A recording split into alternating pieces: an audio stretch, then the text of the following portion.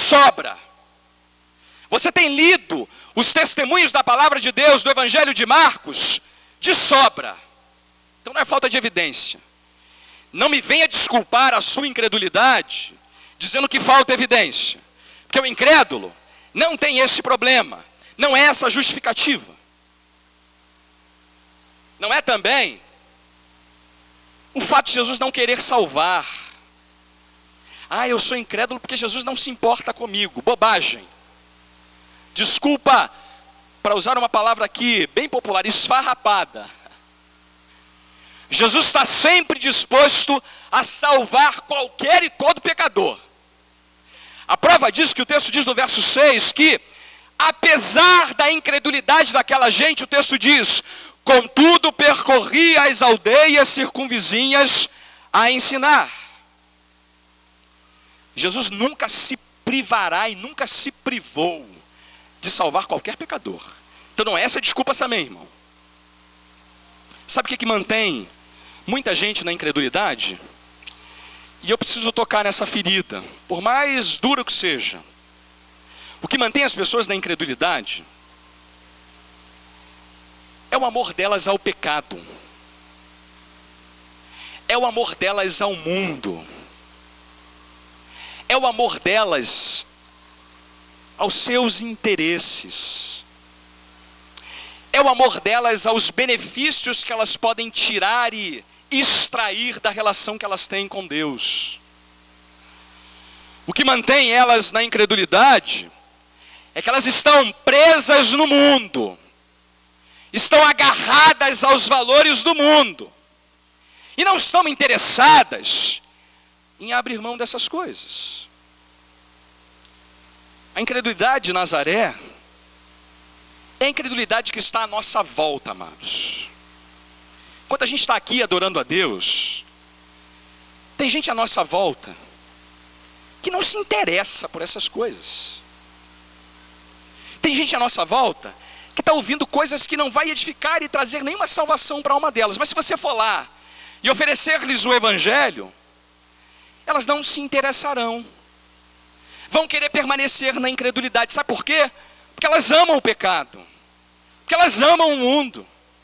Porque elas estão interessadas em exaurir, em tirar para as suas vidas o que lhes interessa. Mas eu pergunto para você que está aqui: como é que você tem se relacionado com o Senhor Jesus? Não há nenhum grau disso no teu próprio coração? Amado, sabe o que Marcos quer que a gente faça? Que a gente seja muito vigilante com essas coisas. Que a gente não permita, sob hipótese alguma, que a raiz da incredulidade alcance o nosso coração. Não há oração que seja mais adequada para a gente lembrar essa noite do que aquela que os discípulos fizeram para Jesus. Senhor, aumenta a nossa fé. Sabe por quê? Porque um coração cheio de fé não dá lugar para incredulidade.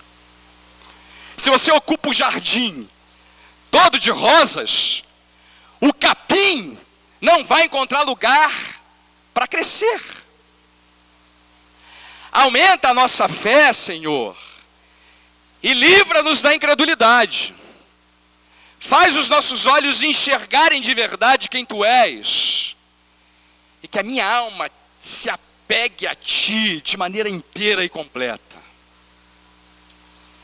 Deixa eu aplicar isso tudo para nós de 3 maneiras diferentes. Pastor, eu não tenho fé, mas quero crer. Pastor, eu sei que eu tenho me comportado de maneira incrédula.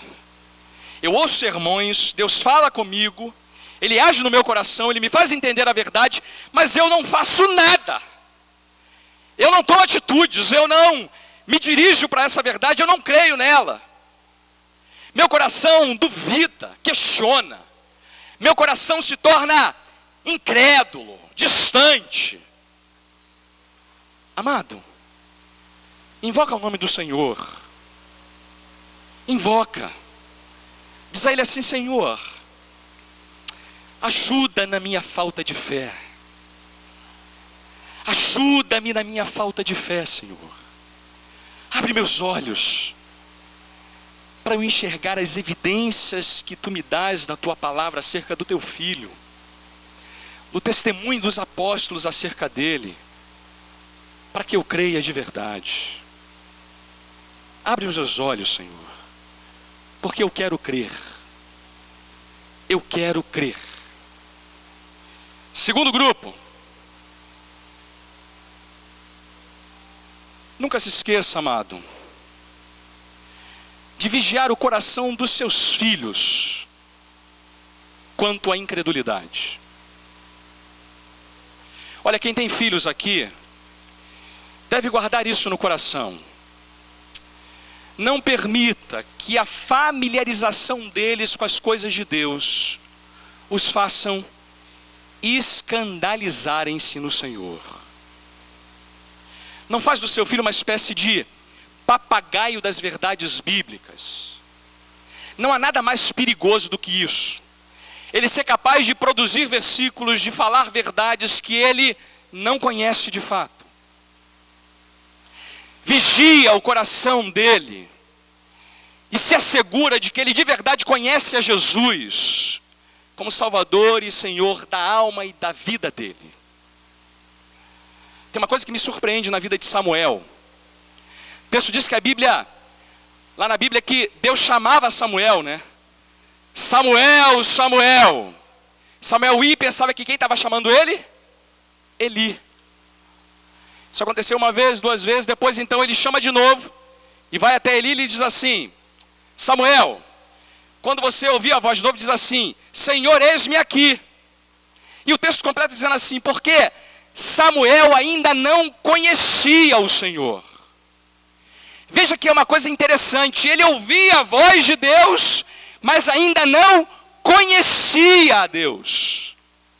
Samuel estava familiarizado com as coisas do Senhor, mas ele ainda não conhecia o Senhor. Vigia isso no coração do seu filho. Mas vigia isso no seu próprio coração. Não deixa acontecer o que aconteceu em Nazaré. Pastor, eu já sei. Essa parte eu já sei. Quando o sujeito me fala isso, eu já fico desconfiado. Já sabe, irmão. Já sabe mesmo. Quem já sabe tudo, na verdade, não sabe nada. Então, amado, não se aproxima de Jesus assim, não. Já sei, Senhor, eu já sei. Para, já sei. Vem dizer, já sei. Fala, já sei. Calma, irmão. Já sabe ou você está se enganando que já sabe? Vigia o seu coração também, tá? A raiz de incredulidade nasce no filho, mas nasce também na mamãe e no papai. Dá uma olhada aí no seu coração. Se anda com muita gente incrédula, ele pode começar a se comportar como incrédulo também. Dá uma boa olhada nisso. E não permite, jamais, que algo parecido com isso encontre guarida, aceitação na tua alma.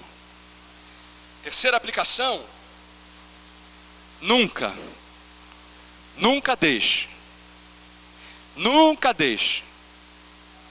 que a sua relação com o Senhor Jesus não se estabeleça por fé.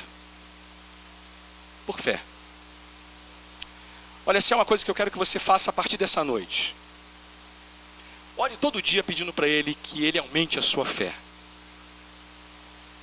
Porque fé em abundância não faz mal para ninguém. Só traz o bem. Só traz alegria. Só traz mais proximidade dEle. E mesmo eu e você, amados, que estamos há anos na companhia dEle, não podemos nos enganar achando que não temos em nós mesmos as condições para cometer o mesmo erro de Nazaré. Porque temos. Para isso, previna-se.